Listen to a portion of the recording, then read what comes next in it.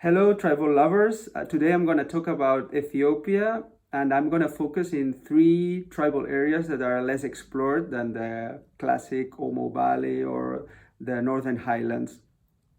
First of all, I want to say that Ethiopia for us, it's a paradise. I mean, we don't know any better country to discover and live among tribes. We often call it the African India. It's so huge, diverse, and it still has a very strong personality despite this process of modernity, despite like foreign influence, despite tourism, increasing tourism. Ethiopia has it's unique. Yeah, we've been operating there for around 12 years now.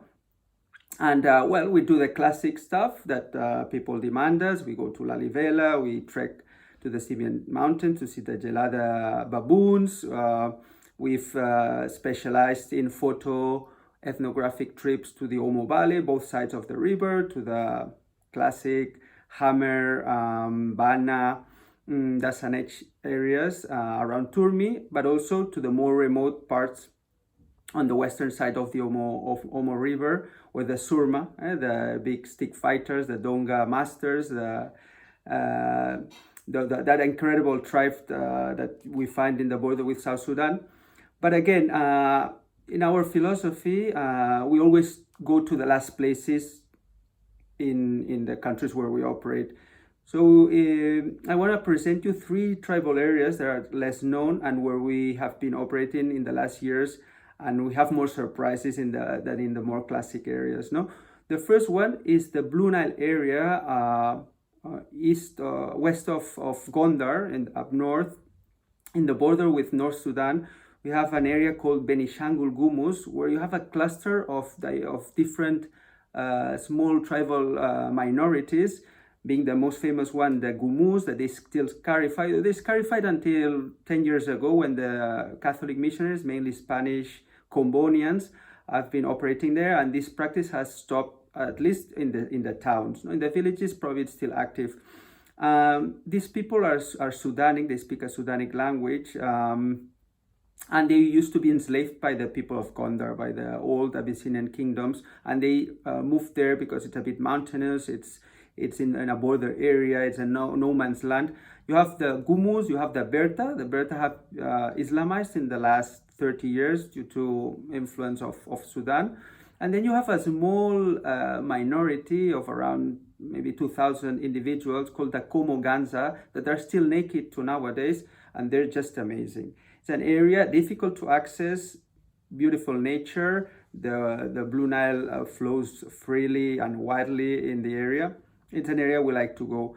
If you go down south to the Omo Valley, where you have the big cluster of ethnic groups, the most famous tribes in the world, and that everyone is going there to see them, to take pictures, to live among them, we go where like foreigners don't go as much. No, we go to the Mursi. We explain the whole history around the Mursi, their stretching tradition.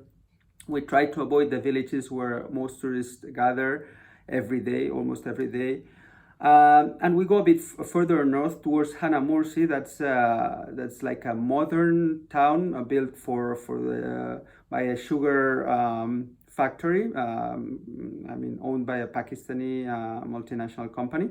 And there you find the Bodi people. The Bodi speak a very similar language to that of it's a Nilotic Surmic language, similar to the Surma and the Mursi. They don't practice lip piercing.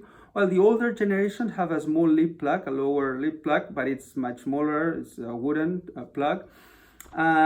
They still scarify and stretch their earlobes. And what is striking about them, it's a yearly tradition that the young men do. It's a rite of passage every August.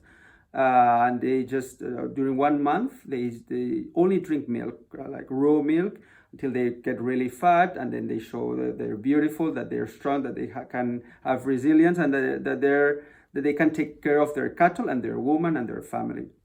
The Bodi, it's an area, it's a bit far west sort of feeling. No, you have immigrants coming from the north working in the factory, in the sugar factory, and then the local tribals living among them. It's just a wonderful place, no accommodation, you have to camp, and it's a place where Last Places likes to operate and share the experience with all of you. Finally, we have an area that we haven't explored yet. It's something we're planning for 2021. It's the Erbu Valley. It's a secluded valley in the border between Ethiopia and South Sudan. We heard about this valley through our drivers that they saw in the markets a rare ethnic group that they couldn't locate anywhere. And these people are called Majang or Majangir. And they're called the tree people, like the Korowai in Western Papua, in Oceania. We have a people, apparently they live on the trees. And some of our colleagues in the tourism industry and even anthropologists have heard about these people. They live in the dense forest, mountain forest, around this valley. The Erbu River crosses. And that's our next objective, meeting the Majangir, knowing their situation, how many there are, and their problematics, what's their challenges in the 21st century. That's the way we like to approach these tribal minorities, knowing about them, sharing some time, feeling amazed by their culture, but also finding ways of helping them to preserve their culture and to improve their living standards. So if you want to know more about these rarer ethnic groups, you can follow us in our blog in the Last Places page. And any question you may have, we'll be happy to answer them through our website. Thank you, and until next time. Ciao.